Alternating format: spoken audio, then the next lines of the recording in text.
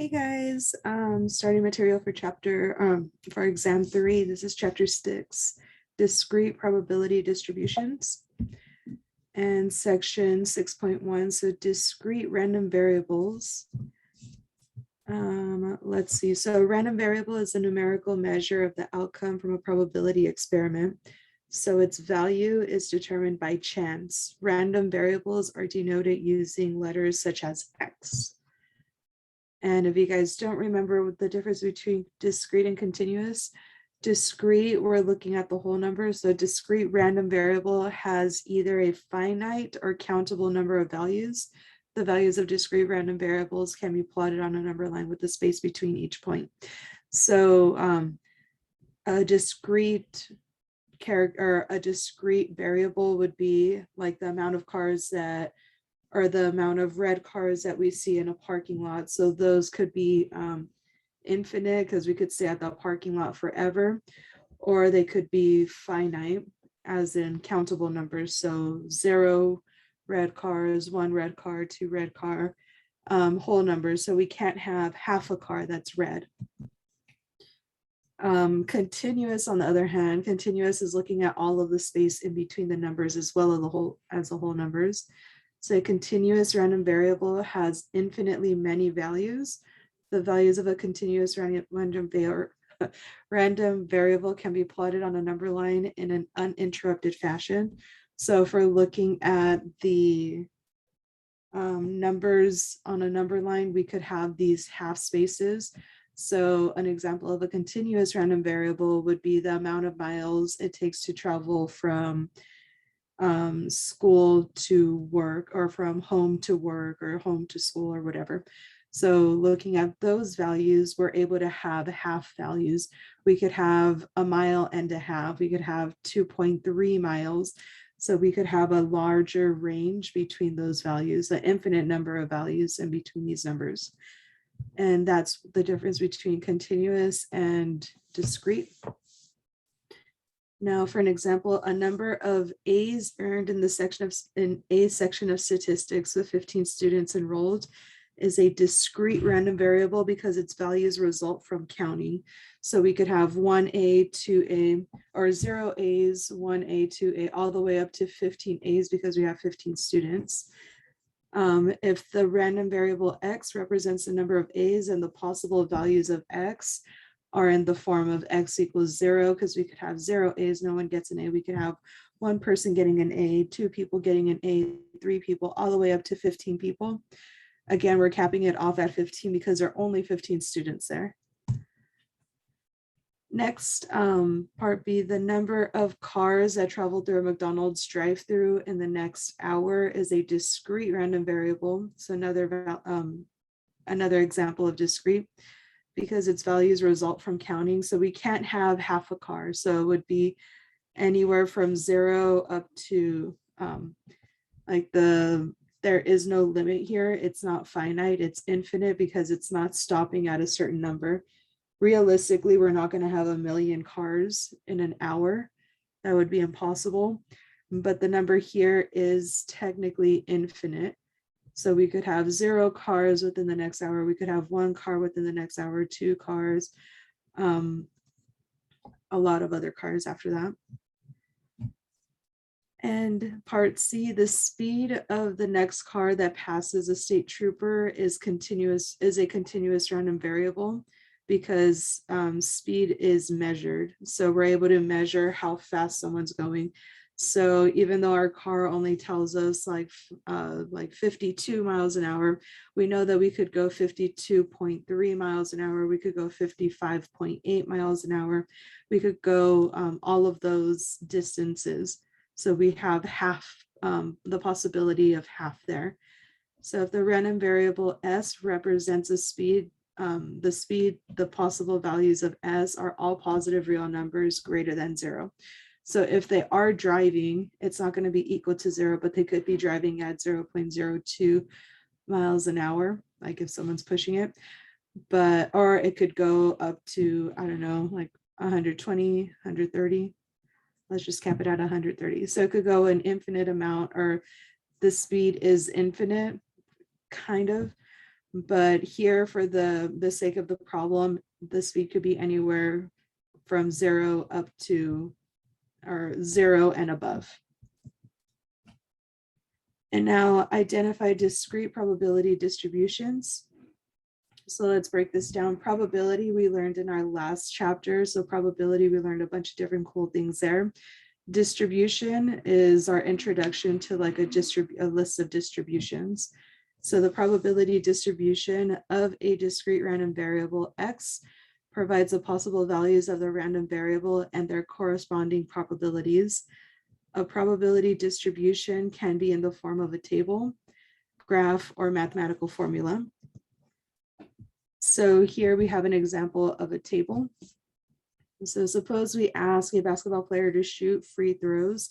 Let the random variable X represent the number of shots made. So X could be anywhere from 0 to 1, 0, 1, 2, or 3. And it was 3 free throws. Table 1 shows the probability distribution for the random variable X. So again, our possibilities could be 0. He could make 0 of the 3 shots. He could make 1 of the 3 shots. He could make 2 of the 3 shots, or he could make 3 of the 3 shots. And over here are the probabilities for each of them. So the probability of him making 1 shot, 0.01. The probability of him making 3 shots, 0.51. So we note probabilities using the notation P of X, so the probability of X. So here we could say that the probability of 2 is 0.38, or the example they gave here, probability of 3 is 0.51. Where X is a specific value of the random variable, we read P of X as a probability that the random variable X equals X. So for example, the probability of 3 is equal to 0.51. Reads the probability that the random variable X equals 3 is 0.51. So now there's 2 rules for discrete probability distributions. So the first one, let P of X denote the probability that the random variable X equals X. So the random variable big X equals little x. Then we have the sum of all the probabilities is equal to 1. And also the probability of 0 is less than or equal to the probability of X, which is less than or equal to the less than or equal to 1. So this does look a little bit familiar because we had, what was it, a probability model. So different ways of displaying probabilities. So this is just an extension of that. So we still have those 2 conditions that we have to meet. Which of the following is a discrete probability distribution? So very first thing that we could do is look at this, and it has to pass those 2 conditions. The first condition is that the sum of all the variables, the sum of the probabilities of X is equal to 1. So this is a first condition. And the second condition is 0 less than or equal to the probability of X less than or equal to 1. So first thing we're going to check is that the sum of all of these values is equal to 1. So we could grab this data and take it to Excel, and hopefully it passes for us. So taking it over to Excel is just going to help us out with this very first part, because the rest of it we could kind of see just visually. Let's take it to Excel, see if we have that.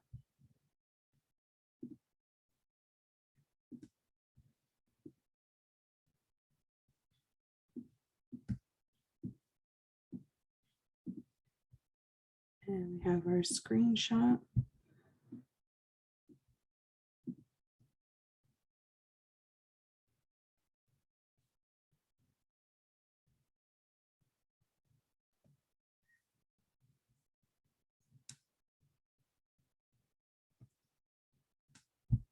Let's go back and draw a vertical line here. See if that helps.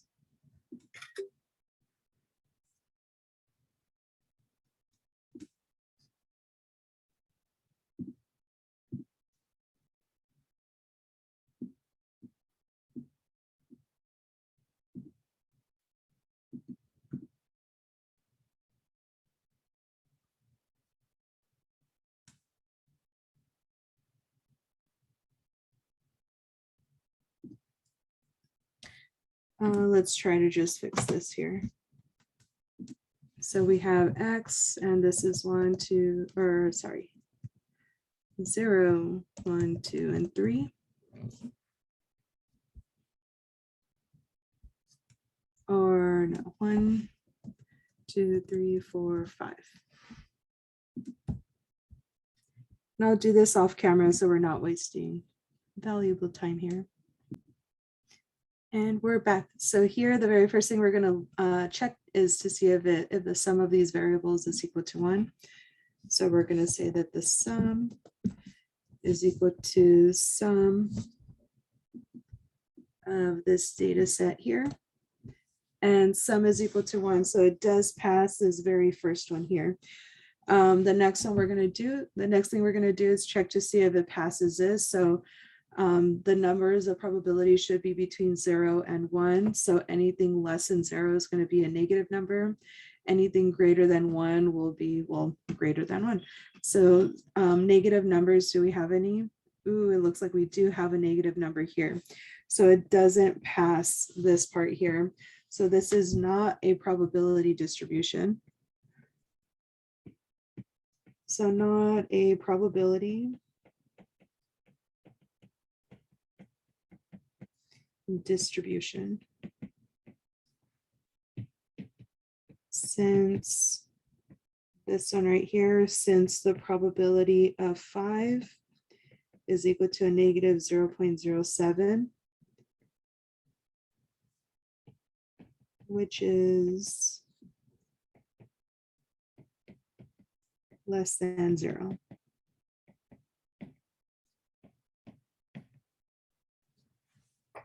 So it's less than 0, so we cannot say that it's a probability distribution because of that.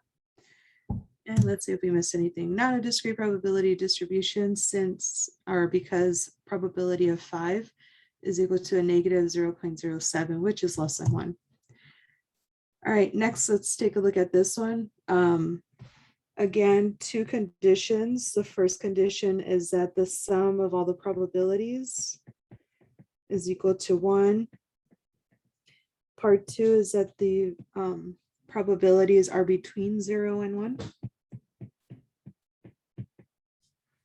So here, since this is the one that failed last time, let's start with this one. So values that are less than 0 are going to be negative, and it looks like all of these are positive. Values that are greater than 1 are going to have a 1 in the beginning or a number other than 0. So all of these are 0. So each and every one of these probabilities is between 0 and 1. So we pass this part. And we could do this next part by hand. We could add these up. So 0 plus 5 is 5, plus 0 is 0, plus 4 is 9, plus 9 is 18. So we would have an 8 here, carry the 1. And 1 plus 2 is 3, plus 2 is 5, 6, 7, 8, 9, 10, 11. So 1, carry the 1, and we have zeros all the way down. Ooh, so it doesn't pass this one because the sum of all of these values is not equal to 1. So it does not work.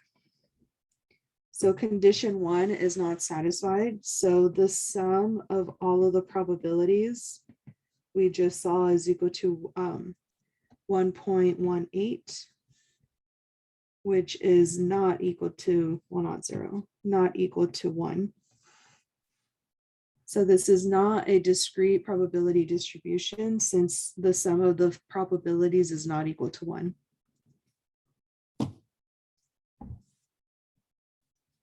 Clear this out and see what they say. So the sum of the probabilities, so not a discrete probability distribution because the sum of the probabilities is 1.18, which is not equal to 1.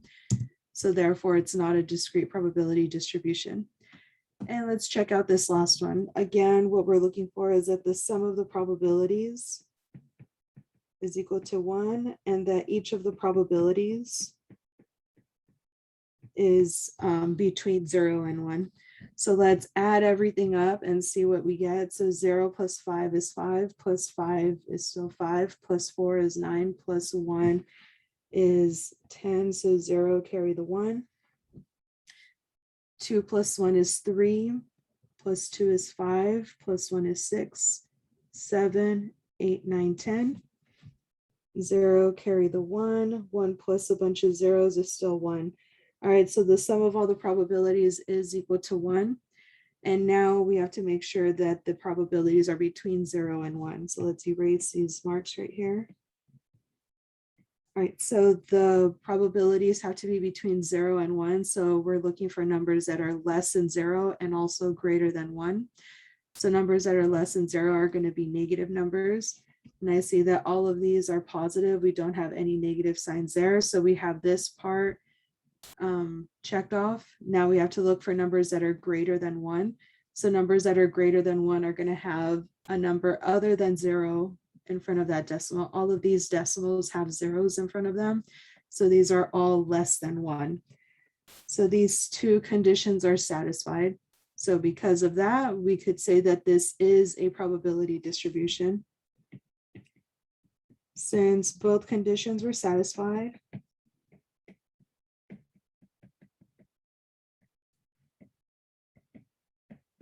we're satisfied.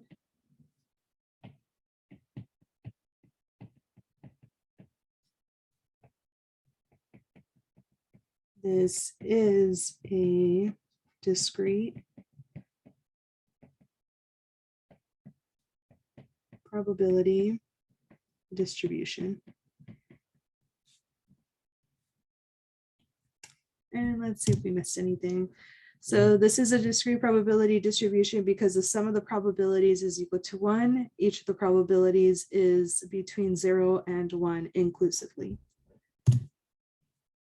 There we go. So now graphing discrete probability distributions. So graph the discrete probability distribution given in table 1. So from here, we could take it over to Excel. Hopefully it accepts it this time.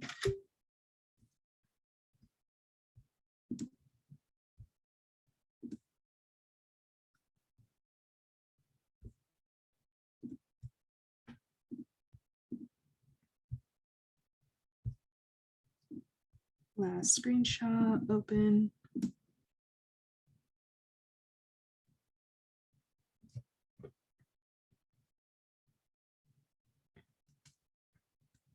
It all looks good except for this one, that should be a 0.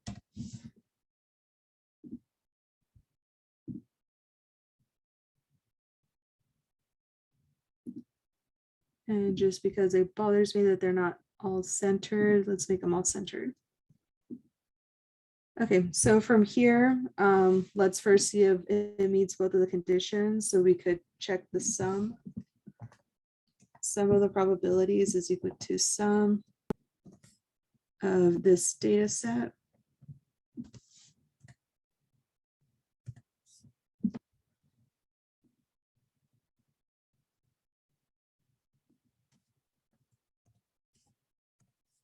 There we go. So the sum is equal to 1. Each of the probabilities is between 0 and 1. So this is a probability distribution. So we could delete that stuff.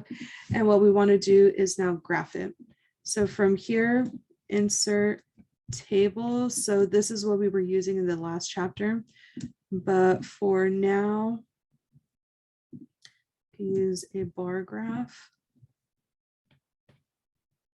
And it's very similar to what we had over here. So 0, we had 0, 1, we had 0.1, 2, we had 0.38. So 0.38, and this last one, 3, we had 5.1, which is what we had over here.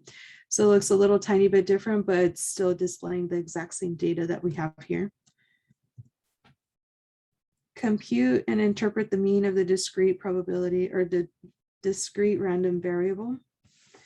So the mean of a discrete random variable is just the value x times its probability and adding all of those variables up. So x times the probability and adding all those variables up. So computing the mean for this probability, which is the same values that we had right over here. Let's delete this part here. And over here again, what we're looking for the mean is equal to the sum of the probabilities time, or the values times their probabilities. And once we get those products, we're going to add all of them up. So here we have X, and we're going to multiply probability of X. So here it's equal to 0 times 0.01. And since nothing is frozen there, we're going to bring all of this down. And 6 and 6b. Oh, for some reason, it didn't recognize that as a number. Let's just make sure. All right, looks like everything's good. And we just got the value of X times the probability of X. And now we just have to figure out what the sum is, and that's going to give us our mean.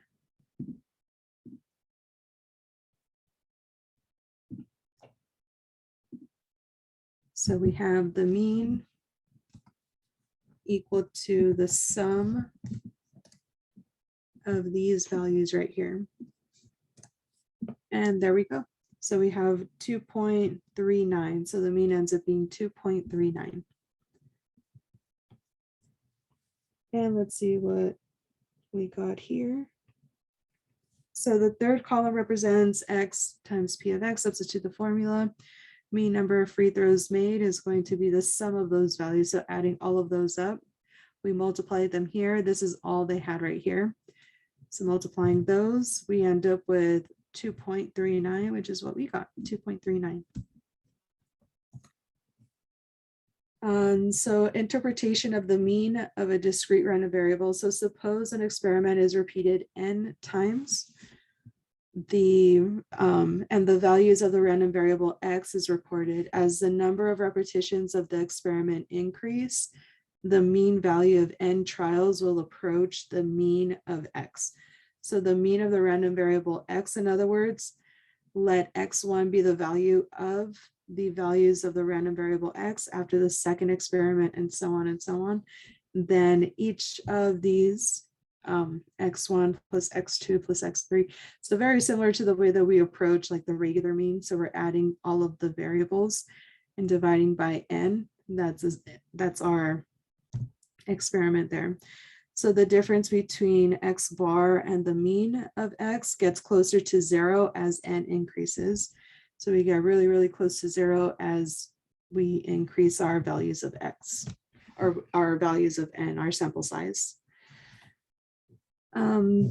Next, the basketball player from an earlier experiment is asked to shoot free throws 100 times. Compute the mean number of free throws made. So here we have a ton of data, and let's see what we end up with. So taking all of this to Excel.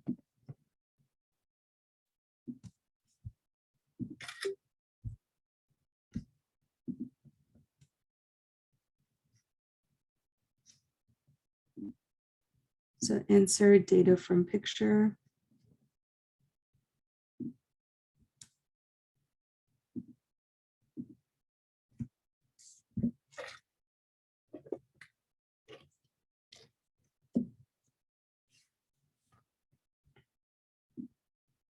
So that should just be 3. That should just be 2. And this one should just be 3 as well.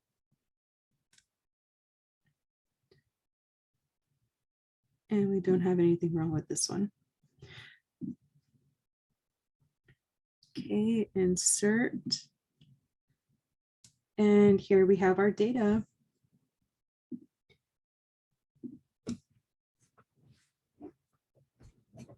So now from here, we could check the variability, see what we end up getting. So here we have, let's see how many we have. So we have our values of X, which here the smallest number is 0, the largest number is going to be 3. So 0, 1, 2, and 3. And now we're going to have our tally marks. So here for 3s, we have 1, 2, 3, 4, 5, 6, 7, 8, 9, 10, 11, 12, 13, 14, 15, 16, 17, 18, 19, 20, 21, 22, 23, 24, 25, 26, 27, 28, 29, 30, 31, 32, 33, 34, 35, 36, 37, 38, 39, 40, 41, 42, 43, 44, 45, and 46 of those values there.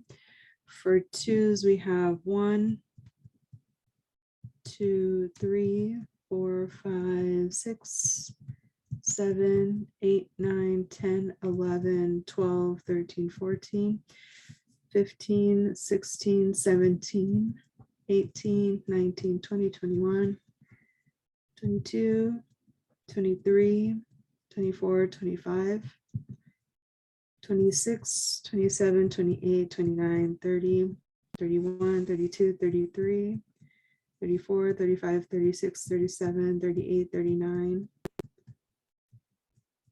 40, 41, 2, 43, 44.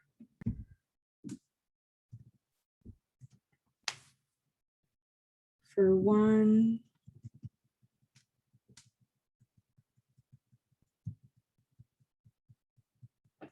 1, 2, 3,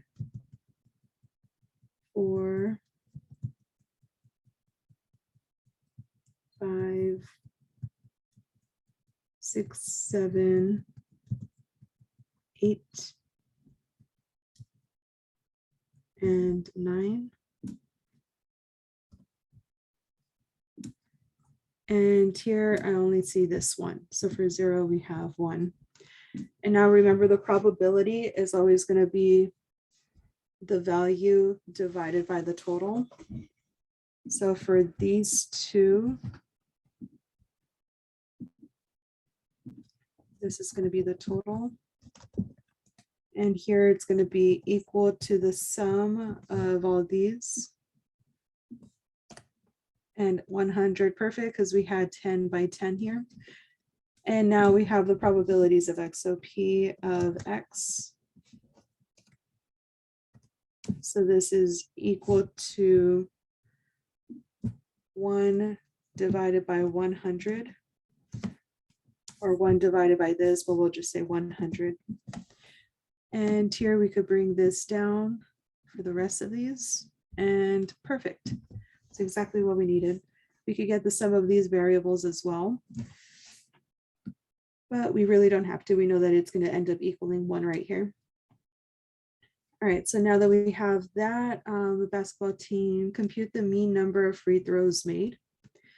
And from here, again, the way that we calculate the mean is equal to the sum of x times the probability of x. So we're going to find the product of those two. So here we have x times the probability of x. That's equal to x times the probability. And we could just grab this and drag it down. Now that we have that, we could say that the mean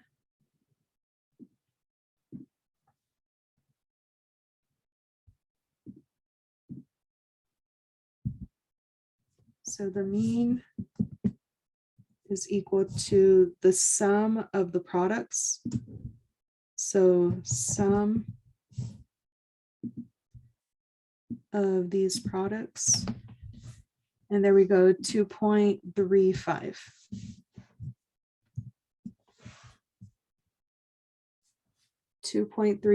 which ends up being the exact same thing. So we could have either found the mean of all of this. So mean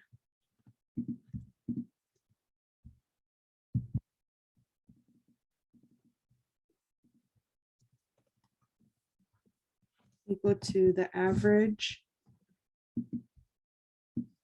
of the data set.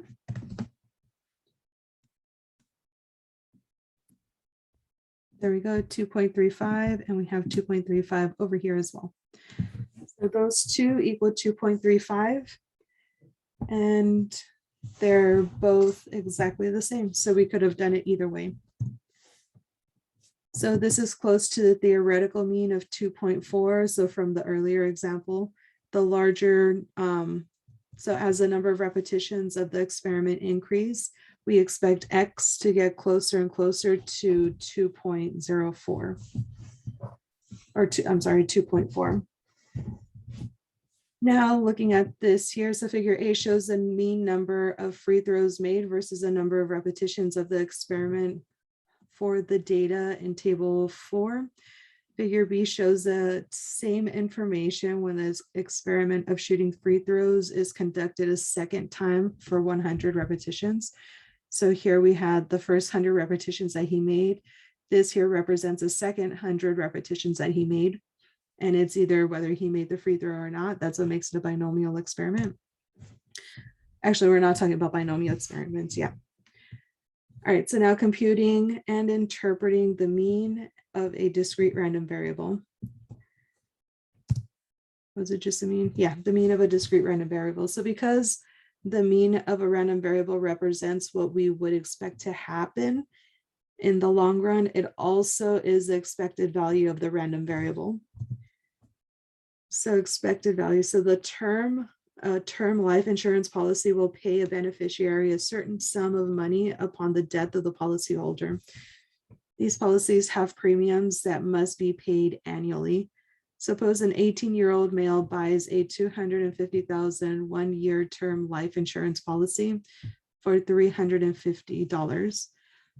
According to the National Vital Statistics Report, the probability that the male will survive the year is 0.9989. Compute the expected value of the policy of the insurance company. So one of the main parts that we have to take notice here is this last sentence. So compute, or the question, compute the expected value of the insurance policy, of the policy to the insurance company. So here we're looking at the perspective of the insurance company. So we're not looking at the perspective of the 18-year-old male. We're looking at insurance company here. Okay, so there's two different possibilities that could happen. So the 18-year-old survives, or the 18-year-old dies.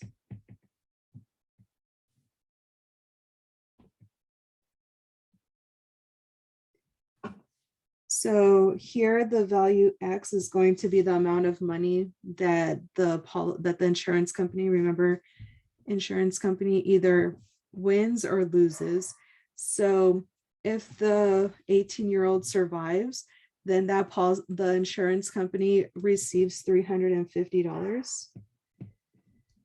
But if the 18-year-old passes away, they have to pay that $250,000.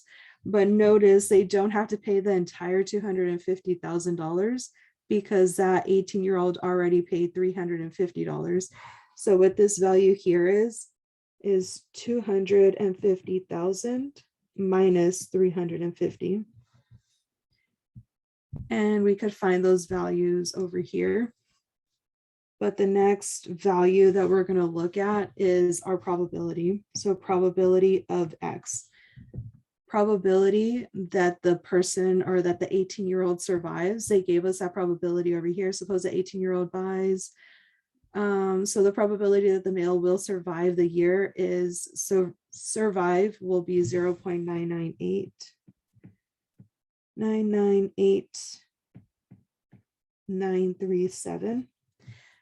And the probability that he dies is going to be the complement of the probability of him surviving.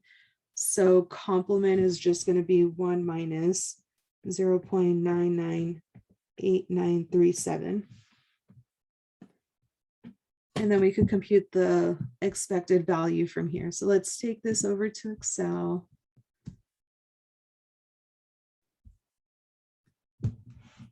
And here we have survives, dies. We have our value of X, which is the amount of money that the company is going to earn, versus this value over here. So if he survives, then he pays 350, but if he does not survive, he pays, or his family or the insurance company loses a negative. And I'm sorry for not putting this part. It's negative of whatever this value is here.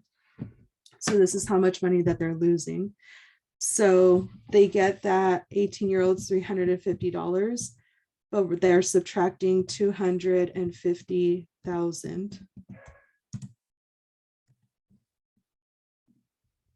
Okay, yeah, so they're subtracting 250,000. So this is how much money they would pay, or they would lose if that person dies, if the 18-year-old dies.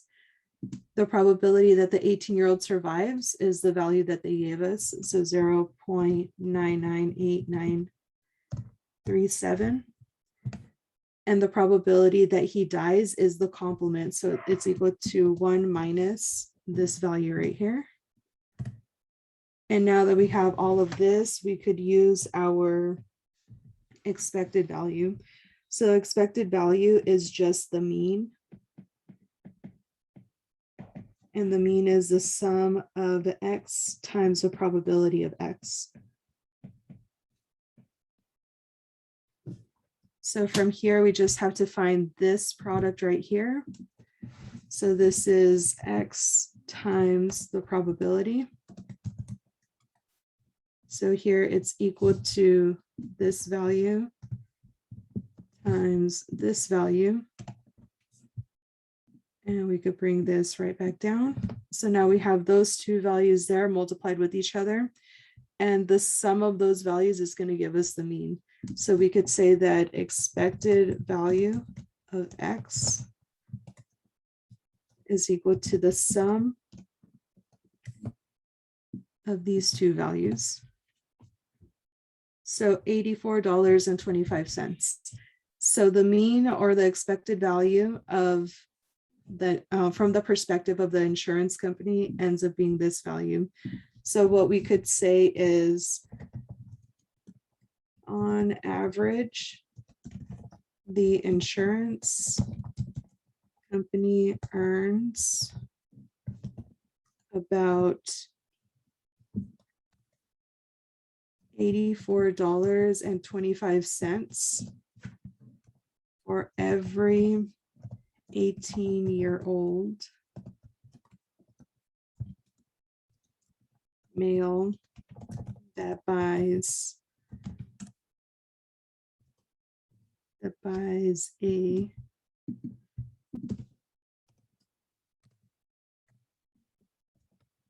one-year term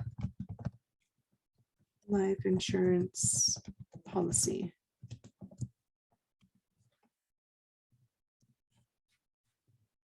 So that's what this value represents, because it's positive, and we're basing it on the perspective of the insurance company. So on average, the insurance company earns about $84.25 for every single one of the 18-year-olds that buys a one-year term life insurance policy. So about 80 or almost $85, or over $80 you could think of. So this is how much they make for every single person that they insure. And let's see if we missed anything. So here we're looking at the probability of him surviving versus him dying. So if he survives a term, or the insurance company earns $350 because they don't have to pay anything out. But if the 18-year-old dies, this is how much they end up having to pay out. And it's not the entire $250,000. They're not losing the entire $250,000 from this one case, because that 18-year-old already bought, or already spent that $350. We're multiplying that with each of the probabilities here. So the probability that he survives, the probability that he dies. And this is what we ended up getting, the $84.25. So now the interpretation, the company expects to make $84.25 for each 18-year-old male client it insures. The $85.25 profit of the insurance company is a long-term result. It does not make $84.25 on each 18-year-old male it insures, but rather the average profit per 18-year-old is $84.25. So again, this is just based on these numbers that we found. Where was it? The number right here. So this value right here kind of forces us to believe this stuff over here, which forces us to believe this computation here.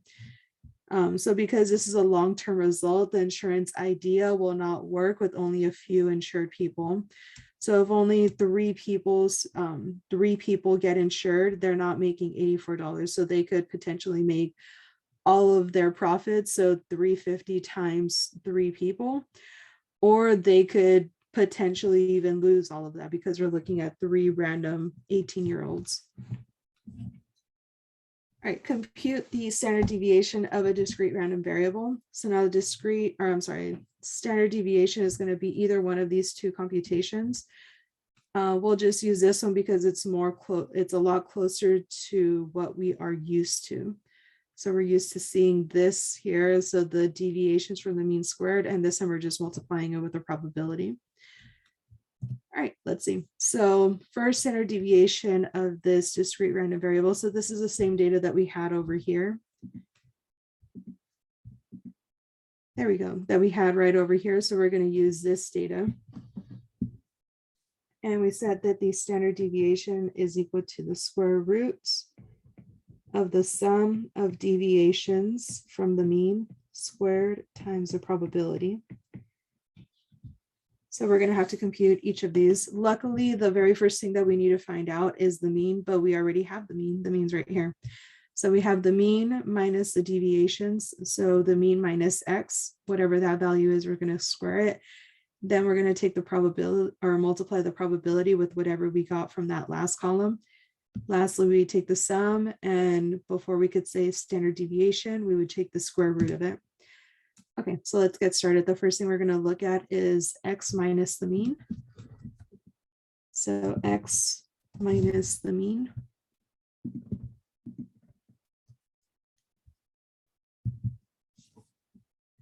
So x minus the mean, this is going to be equal to all of the values of x minus the mean. And because the mean is going to be the exact same thing for each of them, we're going to put dollar signs around the B or the letter. And from here, we grab this corner, drag it down, and it does everything for us just to make sure. A6, which is this value, minus the mean, which is this value right here, and it gives us that one right there. All right, perfect. So now that we have this here, the next thing we could do is square these values. So x minus the mean squared. And this is simply going to take these values here and square them. So raised to the power 2. And we do that to all of these. Perfect. Each of these are squared. Next, we're going to multiply the probability. So probability of x times whatever we got here.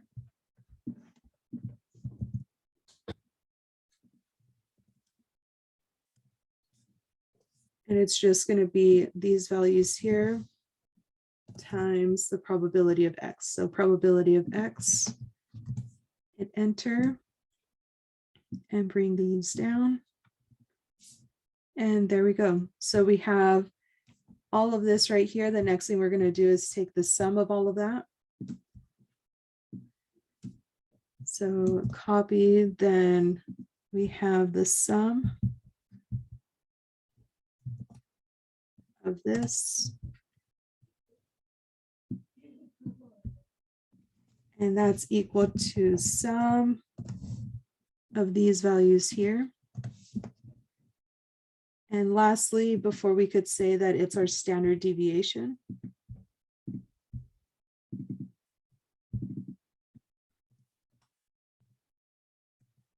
we just have to take the square root. So equals SQRT. of this value right here. And there we go. So our standard deviation is 0.7 or 706. And let's see what we got over here. So they found the deviations from the mean, they squared it, and they multiplied it with our probability. So they did it all in one step. But you could do it too. If you don't think that you're going to get confused with all of that. I always like taking it step by step, so that way you could see exactly what's going on here. But if you want to just put everything into one part right here, you could do that too. All right, so they ended up with 0.4979, but that's this value right here. We still have to take the square root. This right here would be our variance. We just have to do one more step to get our standard deviation. So the standard deviation of X ends up being 0.7, which is exactly what we got over here. Approach 2, you guys could take a look at this one. You guys don't have to do this one here. The other one is a little bit easier. Use statistical software. That's what we did over here. They used a TI-84. You guys are free to do that, but it is a little expensive. And that's the slideshow for 6.1. If you guys have any questions, please send me an email. But if not, good luck on the homework. Bye.